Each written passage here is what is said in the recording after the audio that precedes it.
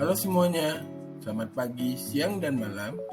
Nama saya Arsyadin Arasi dengan NPM 2648162, kelas Niaga A, Analisa Bisnis tahun 2020. Pada hari yang cerah ini, saya akan melakukan analisa bisnis pada perusahaan McDonald's.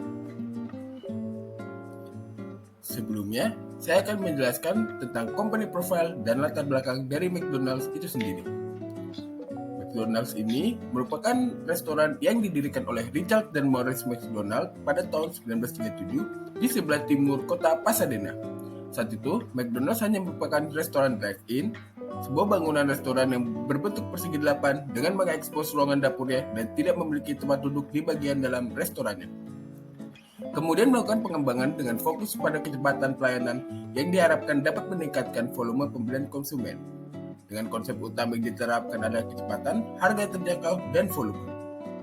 Dan pada tahun 1955, Ray Kroc mulai menjual waralaba McDonald dan untuk pertama kalinya membuat perusahaan fast food siap saji di San Bernardino menggunakan sistem waralaba.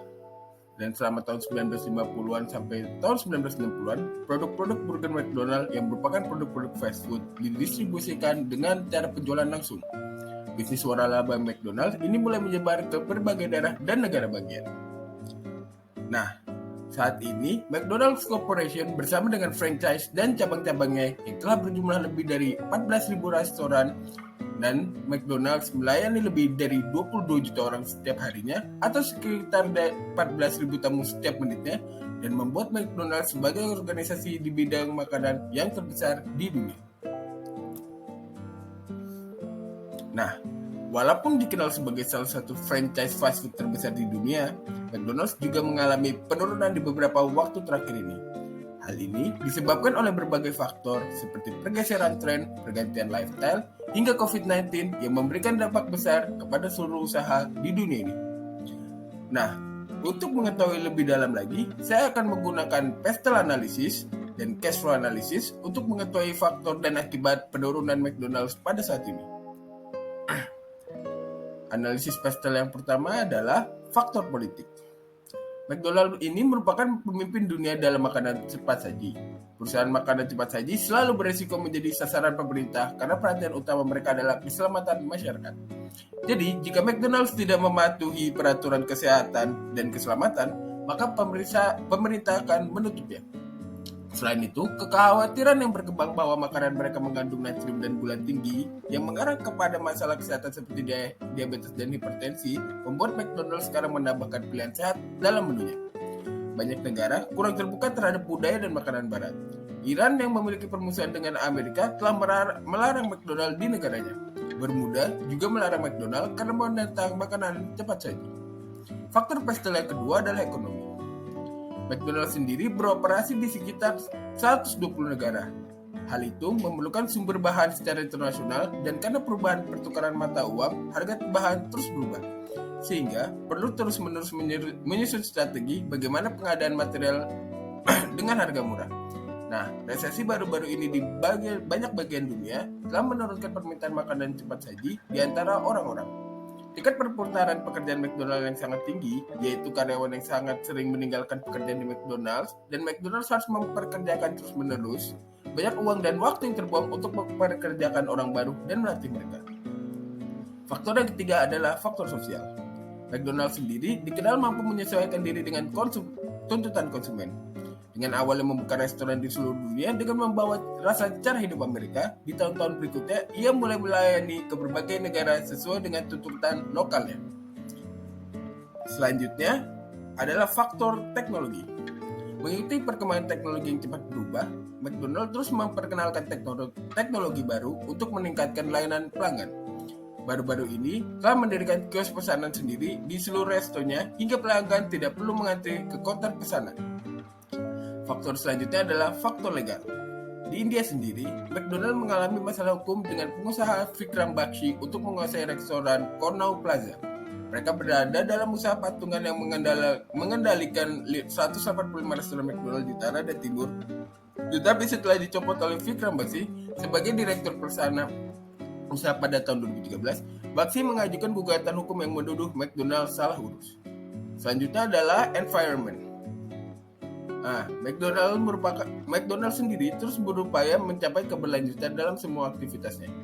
McDonald telah mencapaikan target agar 100% bahan kemasannya berasal dari sumber yang terbarukan dan daur ulang dan akan dilakukan di setiap restorannya pada tahun 2025.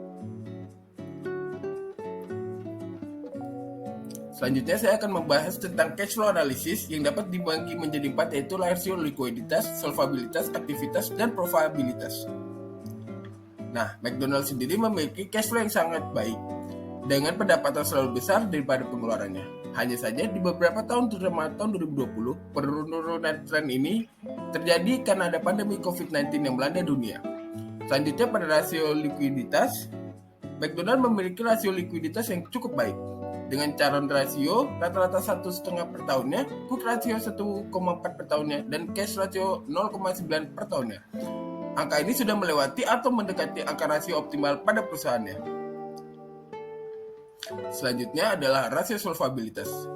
Dari McDonald sendiri mengalami penurunan yang berarti McDonald berusaha untuk membiayai perusahaannya dengan modal sendiri, di mana DER dikatakan masih tinggi dan TAI dalam angka yang normal.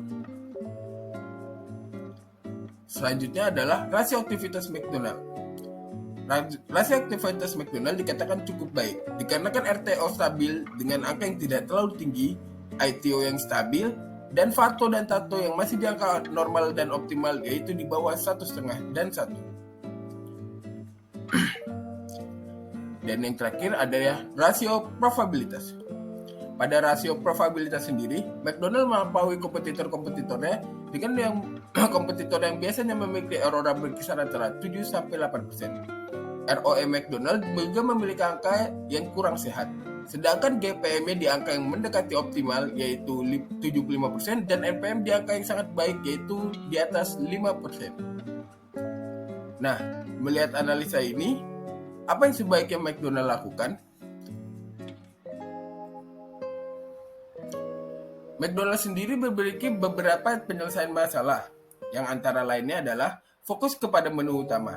Hal ini dikarenakan 70% pelanggan McDonald's hanya mengulangi pesanan mereka yang pernah mereka pesan sebelumnya.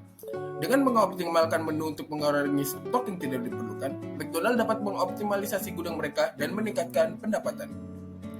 Yang kedua adalah fokus ke delivery dan drive-thru.